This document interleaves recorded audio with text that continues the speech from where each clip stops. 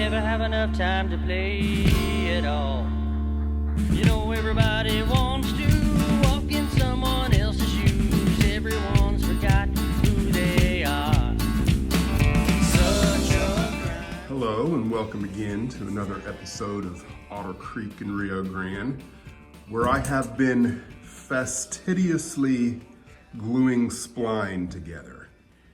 And I've come to a point in this where I guess I've realized I can't really continue with the spline too much further this way because I'm still kind of in a state of indecision, or maybe ignorance is possibly the best word to use for it, as to how I'm going to get from this end of this section to this end over here, where all of what's going to happen here is going to happen. So I think what I need to do is take a look at the track plan again and really kind of slow down and think and make sure that what I'm going to do is going to work. So it's been a while since we've looked at the track plan. Let's go ahead and look at the track plan and kind of see what I'm going to be trying to deal with. Okay, here is Empire Express Deluxe. It's the paid version of Empire Express, and it's pretty cheap, but it has served its purpose. And I'll say, the one thing that I don't like about it, that if it was really important to you to stay away from it, would be that there's no layers. I can't create layers on top of layers. So, but it's worked for what I've needed it to do. And I thought I would give just a quick overview of the entire track plan for the newer subscribers, because I've been getting anywhere between 40 and 60 new subscribers per month, and it's been a while since I've shown the overall track plan. So I thought it'd be a good idea to just kind of give an overview. This is Cloud City, which is the far east end of the layout. And the idea here is this green track is HO standard gauge. The red track is dual gauge. And if I can work it out, that standard gauge HO will have maybe 2 tracks back here for staging, and it's really just going to come in and out of Cloud City for the most part and just kind of make appearances just for the sake of having a little bit of HO on the railroad. And then this track, the black track, which is the narrow gauge, I'm probably going to put in a reverse loop that will connect in here somewhere so I can have continuous running if I want. And then the next thing that you've probably seen, you've seen the time saver, which is all of this right here. It's already built and fairly well scenic, and it will eventually get connected down this end. Now this is an older version of the layout. This is I think this is my draft at the beginning of 2023. A lot has changed, but I'll go ahead and just show where I'm at now. This is what I'm looking at right now for this corner, which is the termination point of the higher line that's coming out of Frying Pan, which is this track here that I'm actually working on right now with the spline. And this is a 36-inch Oompa Loompa. That's to represent the aisles and anybody standing in the aisle. And then this circle is a 24-inch circle, which shows me where I can easily reach on the layout. So that's the idea there. And this is still under consideration, I guess. I'm not completely married to this track arrangement here, but I do like it way better than what I had before, which was all of this right here. I think I'm liking it better now. I'm not going to get deep into that. And then what I'm working on right now, and what brings us to this point in the build, is all of this area right in here. You know, ignoring all of the trees, but the track arrangement itself. You can see we're going to come around here into a Y that then connects over here. And the thought is that this is basically an interchange. So, you know, if I have a local locomotive that's dedicated to just this interchange, it would sit basically right here, out of sight, out of mind, kind of like a little staging yard with a run of cars. And it would come in, bringing a set of cars that can sit right here. This is just enough room for 10 cars. And then whatever cars are left here by the through freight or whatever train's coming through here, then this local locomotive swaps these cars out, works the whole town, and then drags back whatever the through freight left out here back through here. That's kind of the concept of Maroon Creek in and of itself. So where I'm at with the construction is, how do I create this Y, and where does the plywood need to be? Where does the spline need to be? And those things. So the high line, I think I can get all of it completely out of spline. That's the intent anyway, is to do all of this out of spline. And then the Y, I would prefer, let me get the track joints on here. Oops.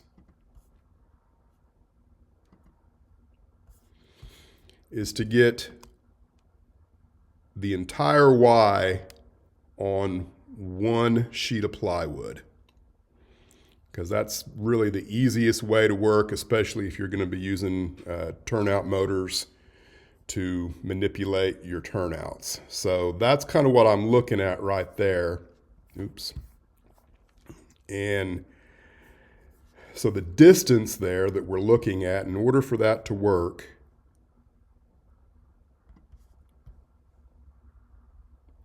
is 13 cars. Let me change that.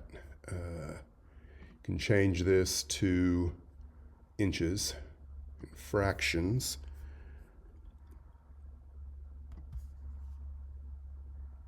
And that distance is 56 inches, which I can might be able to cheat that a little bit. But my biggest concern here is the radius of this part of the Y. I would like that to be 22 inches. I don't know if that's possible. Oops. I know that I can navigate 20 inches with every locomotive that I have right now, and maybe with just a little bit of issues with,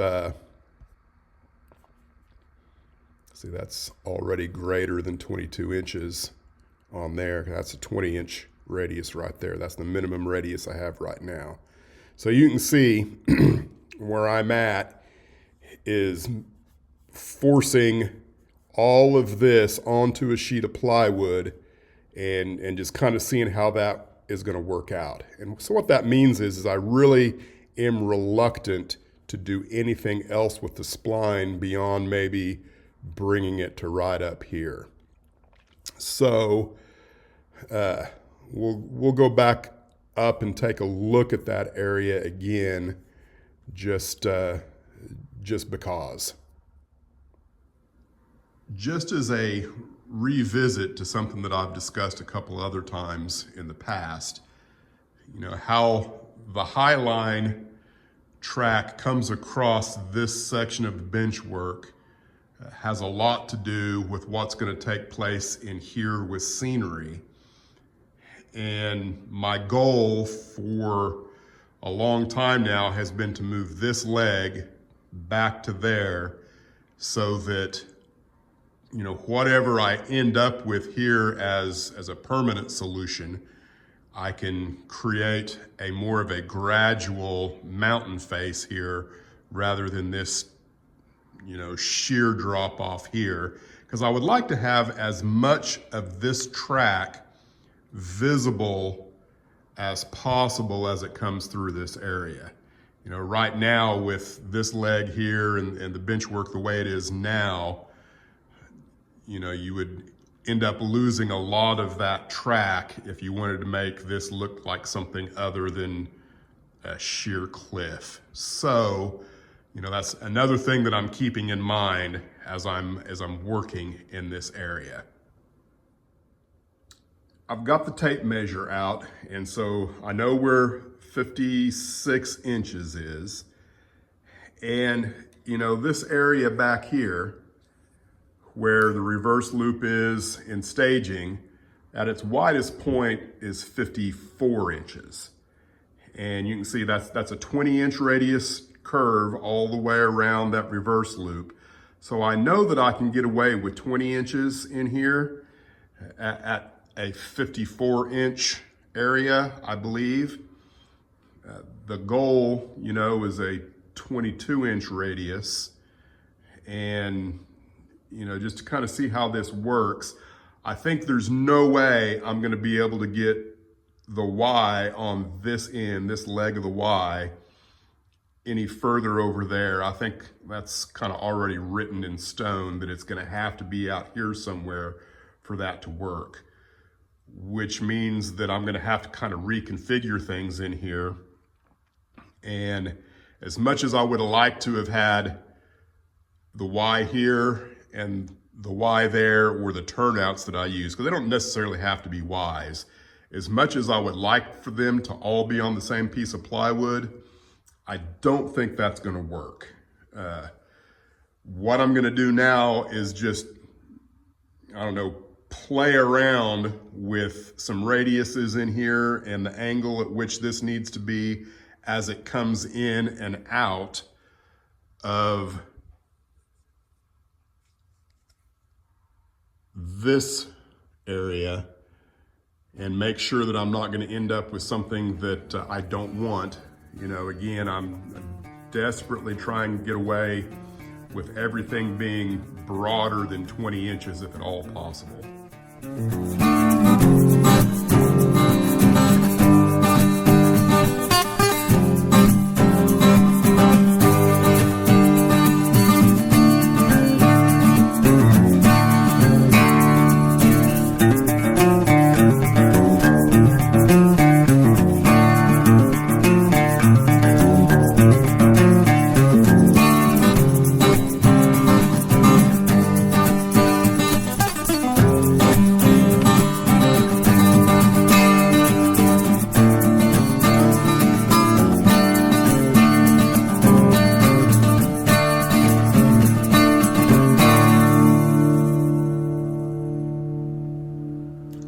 It's really looking pretty good. I've got a 24-inch radius coming out of here, and I think I'm squeezing down to a 22 there. And this one, I believe, is a 24. And I don't think there's going to be any issues, you know, with the radius coming into this turnout.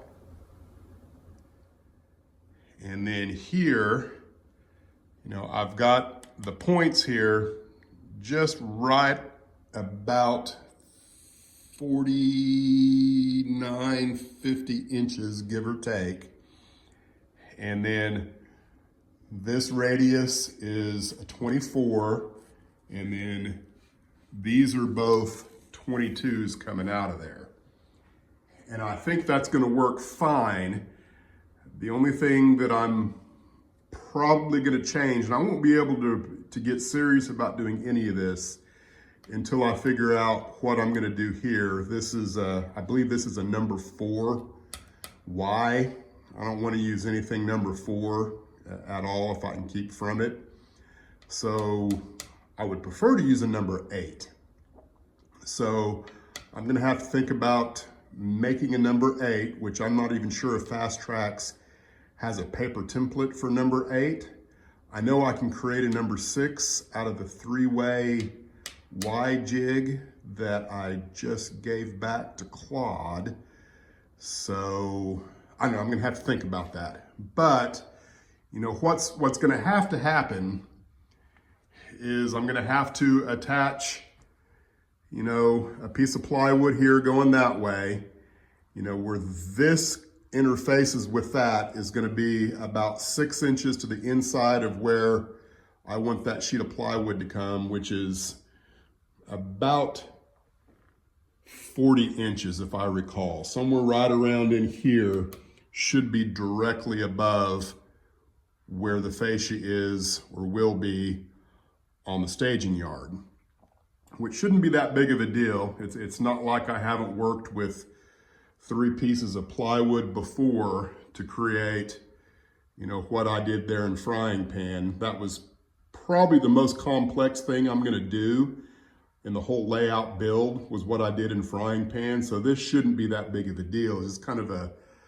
pain, you know, when you're working with more than one sheet of plywood, because you have to separate them to bring them in and everything else. But that's gonna put this turnout on this sheet of plywood, this turnout, which is actually a curved turnout. I think that's gonna work good there. And then the other turnout, you know, for the Y will end up being somewhere down here on that piece of plywood.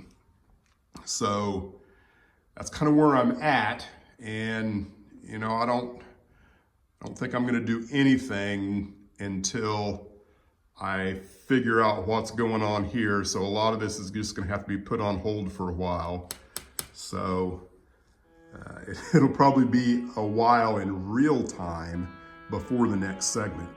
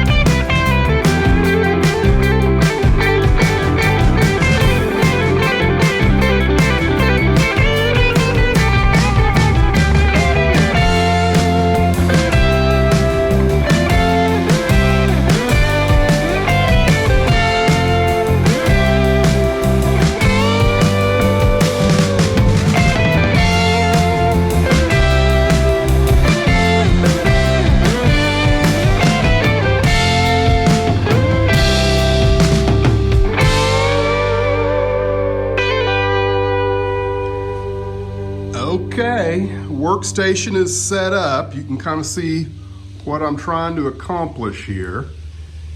And ultimately, I'm ready to start messing around with track. Now, the issue I have is I've got a splice for that piece of plywood and that piece of plywood. And I don't have a splice here yet, so I'm gonna have to do some adjustment there, cut back that splice by about 6 inches and then put in another one there. So, you know, I've got a nice seamless splice there that's not gonna cause me any problems. And then back over here, I've got this marked somewhere where that spline interfaces, and I can kind of start to figure this out and get it put together.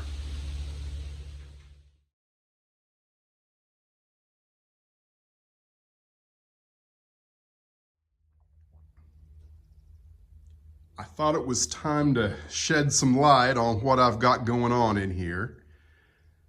And this is my first kind of, I guess, stab at how this is gonna work. And it's close to what the track plan was, but there's a few things that, you know, just wasn't gonna work at all. And I'll touch on those briefly. So the first biggest difference is gonna be the shape of this right here. You know, my workspace in here is fairly limited as it is. And I wanted more room for the chair to move back and forth, and I just decided that that was too much real estate out of the aisle. So that was the first thing I did. And largely that's because of where the computer sits at in here. It's right in here somewhere. So I ended up bringing this part of the fascia more in this way, more in line with that. So that kind of pushed everything back a little bit further. That was kind of the biggest thing that I did. Now, one of the things that I want in this area somewhere is another stockyard. And, you know, originally I really wanted it inside the Y. I'm not sure if that's gonna work. This is roughly the size of the stockyard that I have, which is the number 400 Campbell's kit. But that may get pushed out to here. I don't know. I'm gonna have to think about that a little bit. You know, how all this is gonna work, you know, because what I want is a river that comes through here and then follows just the outside of this track as it leaves and goes back there. That's the concept. And the stockyard might work better out here. And then possibly I might consider this whole area inside the Y, the triangle. I might consider all of that as maybe a pasture for cattle. And then, you know, think about how maybe you can get cattle across into another stockyard over here to be loaded into cars in and out off of this track. I'm gonna have to think about that. And, you know, just overall, how does all of this operate? Because you have to do some virtual operations to make sure that everything's gonna work the way you want it to. So operationally, I've mentioned that this is basically going to be an interchange. This track, as it leaves out there, goes all the way to the door, and we'll have enough room for one full train, you know, 10 cars. And then down at this end, we've got the main line. There will be another track here, and then the shortest track in the area will be here. And I've got it figured out that, you know, as it leaves this piece of plywood, if I have 57 inches, that's a full train length, then I only need 41 more inches of this plywood extended this way to get the length I want for a full train on that piece of track. And I should have plenty of room for that because I've got 2 pieces of plywood from here this way for staging. So that shouldn't be an issue. And, just thinking in terms of JMRI operations, I should be able to have an interchange or yard track here, one here, and one here. And then the station will probably be in here somewhere. I'm not sure. And then I could also possibly, if this length of track here, the far end of the triangle, if that's also 57 inches, then I could also use it possibly as a interchange track. So that's kind of where I'm at on that. And there's one more kind of big thing that I need to think about as I go forward with this. So in closing, let me kind of show you what I'm thinking about there. A lighting valance. That's kind of what I need to consider as I go forward with the bench work here. I've gone back and forth on, do I mess with it? Is it going to be worth the extra trouble to put in? What kind of complications am I going to get into if I do decide to put it in? And what I'm thinking,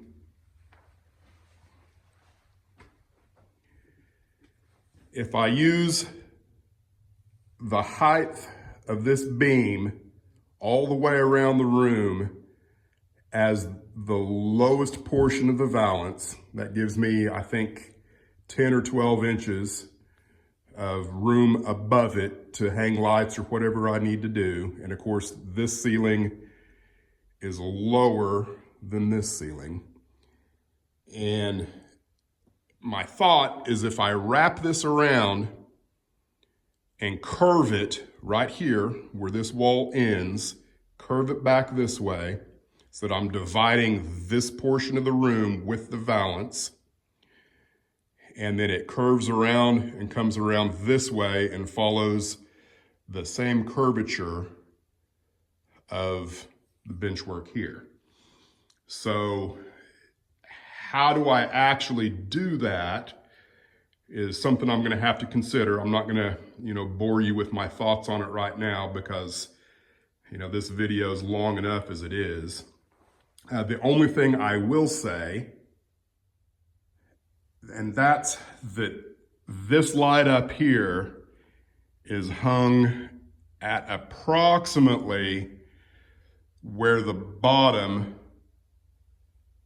of the beam is here. So, that was kind of a test to see with the light there, what does that do? And I think it lights up this area well enough that, it should work everywhere around the room. And another thing is if I do have a lighting valance up here and I've got, some room up above it, somehow, some way, yet to be determined, I can have some directional lights that shine into Silver Gulch. And you can see the difference just between having a little bit of light spill from up above off into it, the difference it makes on the town that way.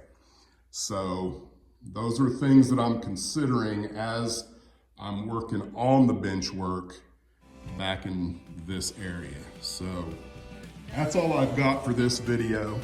Hopefully that wasn't too boring with a lot of talk, but thanks for watching, and stay tuned for more progress at Otter Creek and Rio Grande.